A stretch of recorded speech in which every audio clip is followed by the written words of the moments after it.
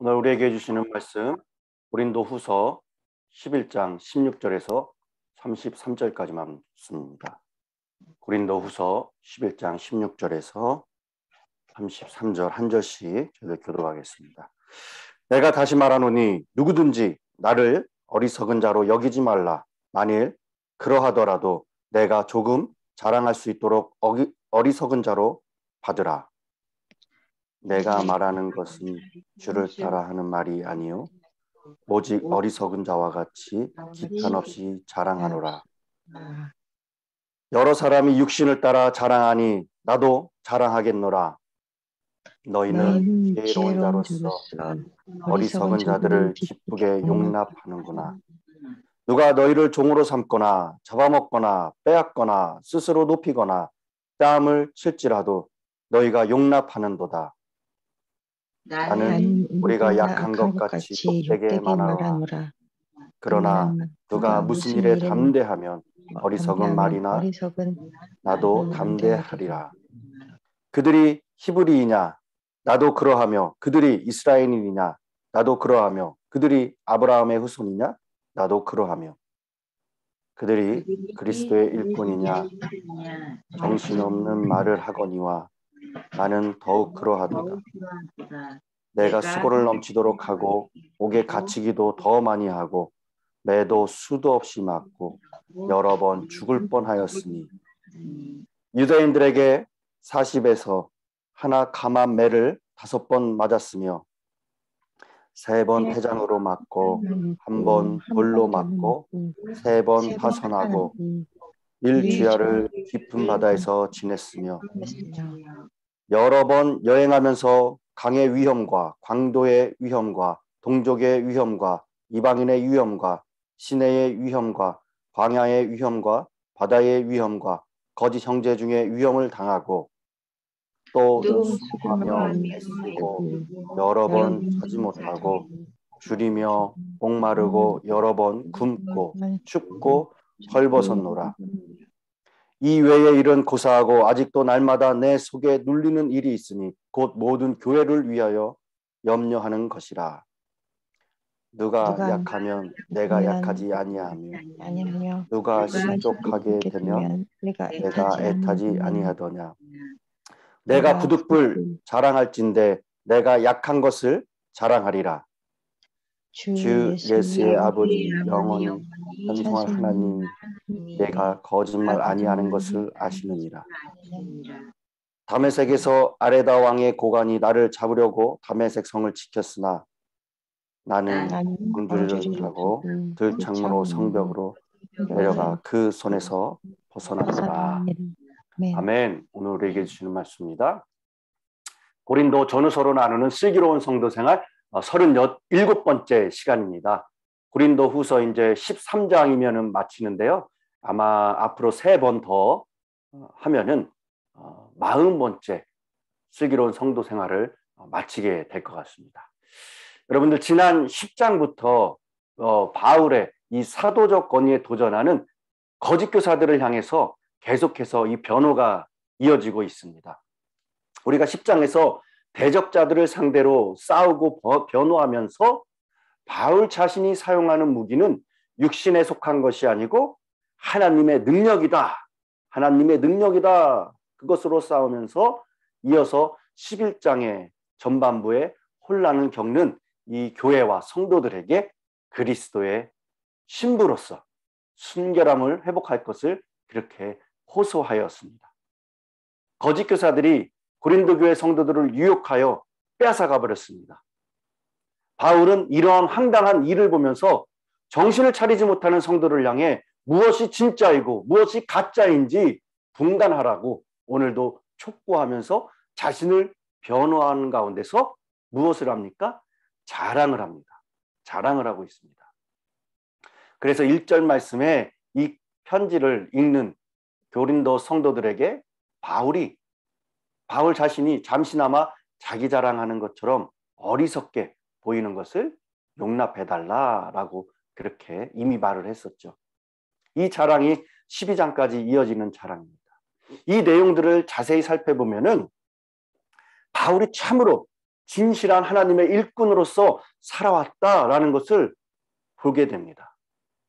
우리가 살아가면서 그리스도인이 된 성도로서 무엇을 자랑해야 하고 또한 어떻게 자랑을 해야 하는지 그리고 그 가운데 무엇을 드러내야 하는지 우리가 말씀을 통해서 깨닫길 원합니다.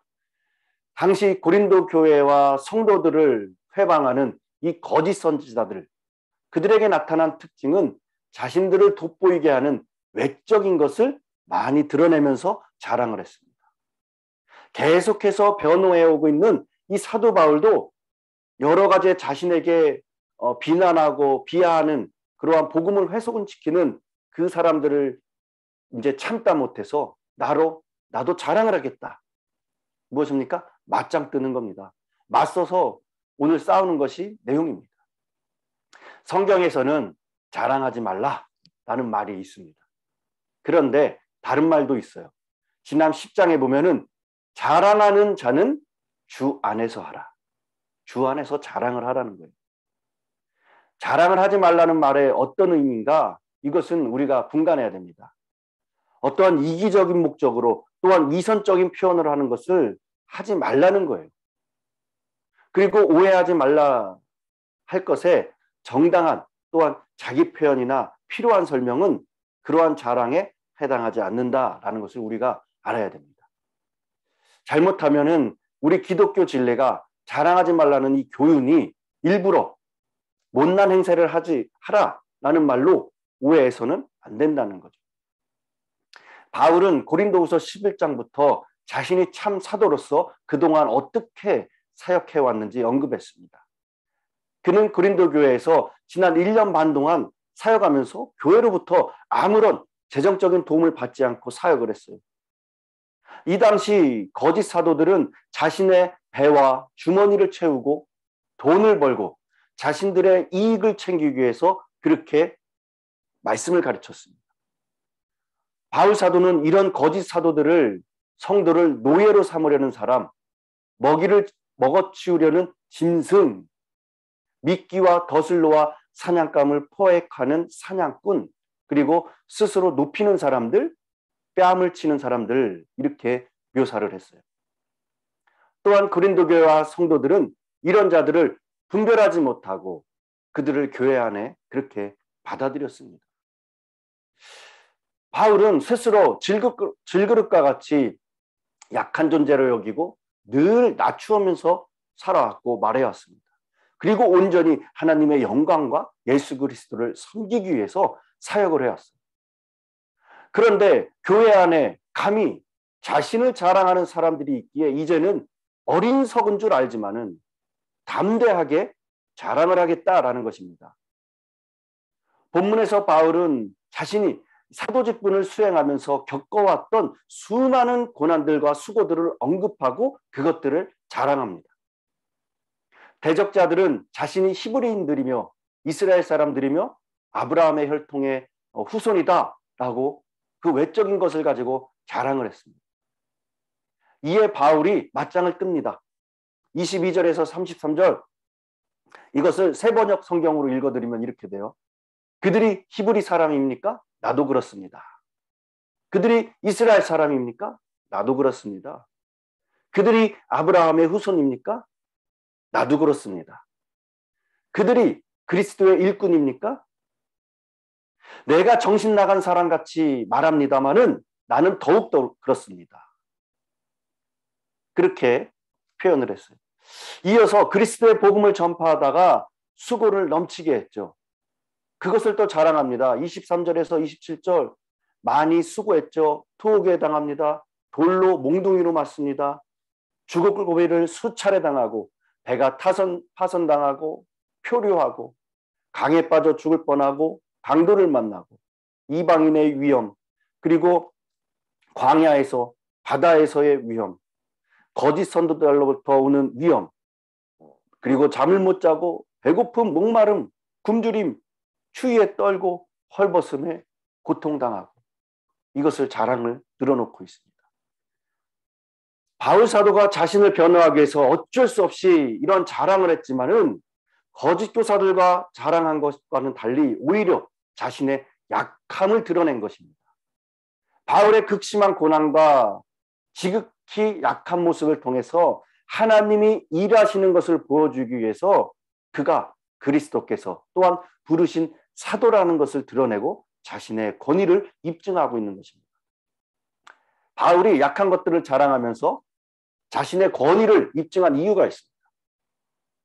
자신이 참 사도가 아니라면 어떻게 이런 많은 수고를 감당하고 고난을 인내해 왔는가 하는 물음을 그들에게 되던지고 있는 거예요. 바울을 비난하고 모함하던 거짓 사도들은 절대로 바울이 당하던 고난을 겪으러 하지 않았습니다. 그러나 바울은 자신은 끝까지 극심 고난 가운데 인내하고 수고하기를 포기하지 않았음을 보여주고 있는 거예요.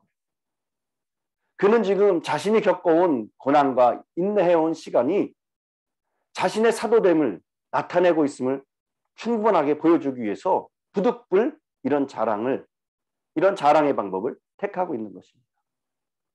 거짓 교사들에게 미혹된 사람들은 그들의 외모와 언변을 중심으로 그것을 보고 판단을 했어요. 그러나 바울은 그런 외적인 요소들이 참과 거짓을 구분해주는 기준이 될 수 없다라는 것을 말하고 있는 것입니다.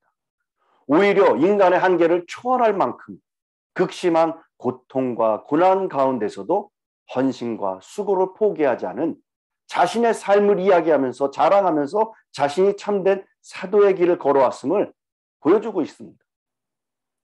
이는 자신의 일생을 예수 그리스도께 바치지 않는 자라면 절대로 그것이 불가능한 삶이다.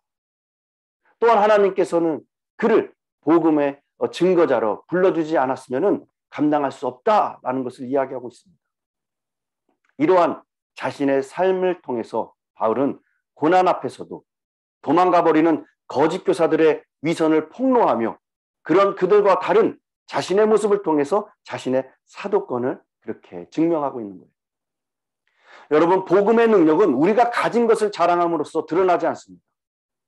세상 사람들의 기준은 좋은 혈통과 학벌과 좋은 지위와 경제적 능력, 어떠한 교세와 종교 권력을 드러내는 것은 육체를 따라 우리 자신을 자랑하는 거예요. 이런 자랑을 한다면 교회가 그리고 그리스도인이 하나님 나라의 가치보다 세상의 가치를 더 중요하게 여긴다는 것을 보여줄 뿐입니다. 오늘 말씀은 바울이 자신의 자랑을 하고 있는 내용이죠. 그동안 자신이 주님을 위해서 얼마나 열심히 살아왔는지, 얼마나 많은 고난을 당했는지 이야기하고 있습니다. 하지만 이것은 거짓 교사에 빠져 잘못된 복음을 믿는 성도들이 돌아오도록 하기 위함입니다. 그리고 결국 이러한 자신의 희생을 자랑하는 것이 아니라 결국 자신의 약함을 자랑함으로 무엇을 나타내는 것입니까? 복음을 드러내고 나타내는 것. 살아계신 하나님을 나타내고 주님을 나타내는 것입니다. 약함을 가지고 있는 자신이지만 하나님의 은혜와 사랑으로 승리의 삶을 누리며 그 가운데 역사하신 하나님의 위대함을 자랑하는 것입니다.